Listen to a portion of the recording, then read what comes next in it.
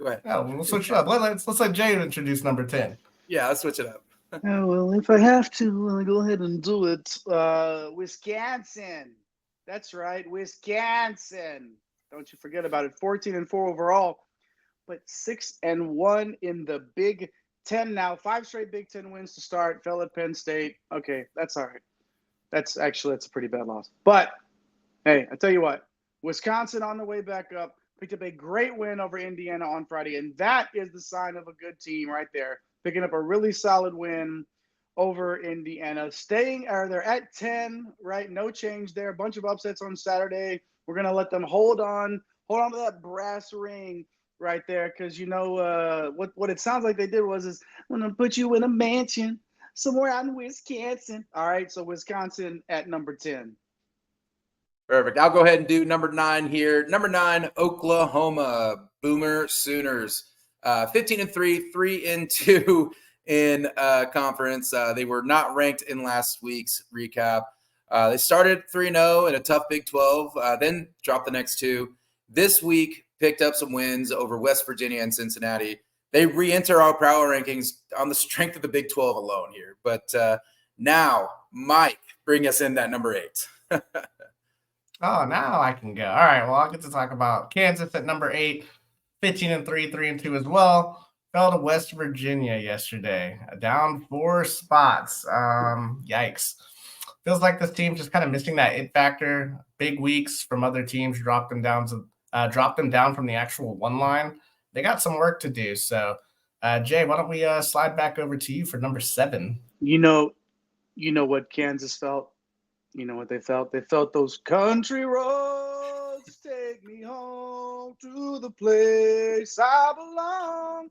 West Virginia, Mountain Mama, take me home, country roads. And there's nothing wrong with that. Still a top 10 team for our power rankings. Yeah, I'll take number 7. Let's go. Yeah, I'm happy that I get to talk about them. Auburn. We're not in our rankings previously, just like the Sooners. However, Auburn shooting up to number 7. We talked about it. These guys are for real. All alone atop the SEC. Some tough road games coming up. We'll see if they'll stick up here at number 7 or maybe even go higher with some solid wins. But for now, numero 7.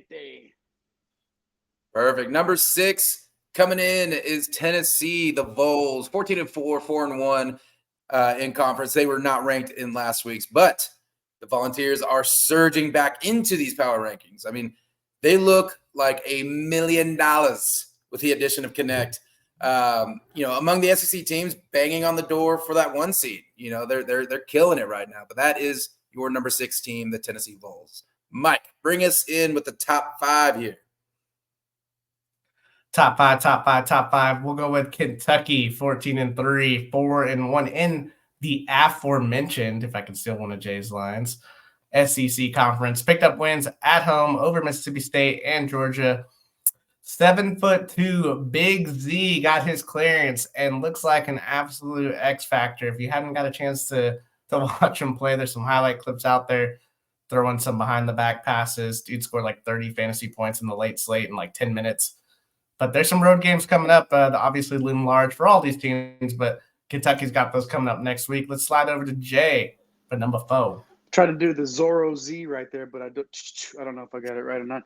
The Cougars of Houston up 3 spots, 16-2 overall, 3-2 in the conference. Nice bounce back win this week, or actually just a nice bounce back this week in general for the Cougars. But beating Texas Tech and UCF at home, needed to have a couple of home wins there. Now back on the road out to Provo to play BYU this week. So let's see what they can do. Going to Nape now for number 3. What do you say? Number 3, we have the Purdue Boilermakers, 17-2, 6-2 in conference. No change here. They were number 3 last week. I mean, they smashed Indiana and Iowa this week. I mean, they have this guy. He's pretty good. Zach Edey, right? That's his name. Pretty damn good, huh? Expensive on the DFS line, but he's worth it. But yeah, they're looking like a number 1 seed lock here. I mean, they're great. Number 3, Purdue. Mike, bring us in number 2. Number 2, North Carolina. Come on and raise up. 15-3, 7-0, running through the ACC. They did beat up on Louisville. Boston College as well to move to that 7-0 mark in conference. They've got a tough week coming up again. Wake Forest is coming to town, and they go to Florida State. Watch out for a trap in that game for sure. So North Carolina is number 2, and we'll go to Jay to introduce our number 1 team. Let's go. I just hop onto a Sunday show and y'all let me do the number 1 ranked team. I appreciate it. That's love right there. That's love. The guy Well, you're the best. The guy that says he doesn't want to work on Sunday shows up and then you still give him the number 1 team on the countdown. You guys are the best. I tell you what. UConn, of course it's UConn. No change here. Took care of business against Creighton and Nova this week. Klingon is back. He's back. And not like Sam Ehlinger saying the Longhorns are back when they won the Sugar Bowl. No. This Klingon is back.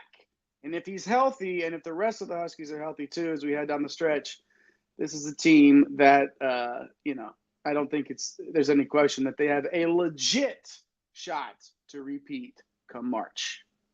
There we go.